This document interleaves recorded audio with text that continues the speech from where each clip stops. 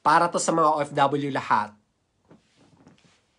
Nagpakahirap sa abroad, hindi lang sa Japan. Pag uwi ng Pilipinas, waldas dito, waldas doon, Juan the Millionaire. Sabi ng chismosa mong kapitbahay, ay, dumating na pala sila. Ang yaman-yaman, ang daming pera. Dahil hambugera ka, dahil mayabang ka.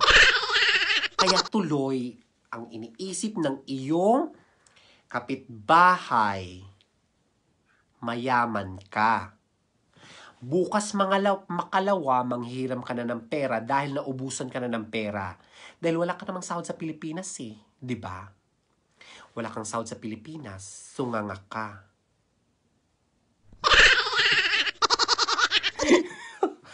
Diba? Oh.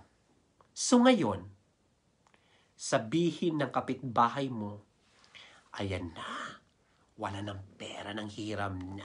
O di ba chismos ang mukha ko? Oh, ganyan ang drama. Pabongga-bongga ka.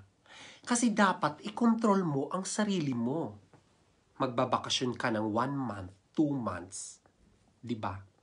Gagastos ka araw-araw. Pack first day pa lang, gastos ng 50,000. Pack, social party! Inom dito, inom doon. Sige, bili pa ng Yossi. O, bili pa ng Emperador, Red Horse. Anong gusto nyo? O, may lechon sa bahay. Sige, magpa-lechon. Ilang lechon ba? O, sige, 5 lechon. Go! Ayan, o, sige. O, may mga chocolate. O, ayan, chocolate. Meron pa dito mga may iPad, ganun lahat. Ang ending. Diba? Alam nyo yan, makakarelate kayo niyan. Dahil marami yan sa nag-a-abroad. O, diba? Totoo naman talaga yun eh. That is real talk. Real talk yun. Totoo yun. Kaya hindi kasalanan ng ating mga chismosang silingan na ma-judge tayo na mayabang, na ma-judge tayo na mayaman, na ma-judge tayo na hambugera. Dahil totoo naman, besh. Totoo naman na hambugera ka. Kaya ayan, ang sabihin mo, chismosa mong silingan. Real talk.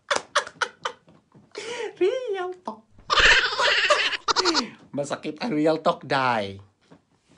Yawa ko. Chismisin ka. Diba? Masakit ang realidad. Kaya ganun ang dapat, day. Oh. Ano?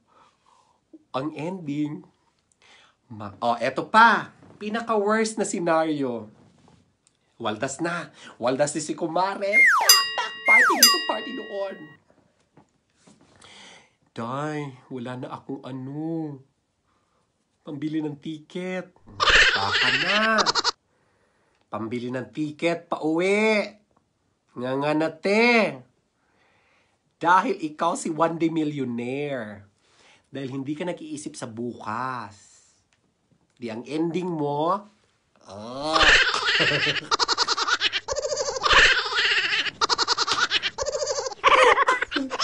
diba? Totoo naman talaga yan. Maraming salamat for watching.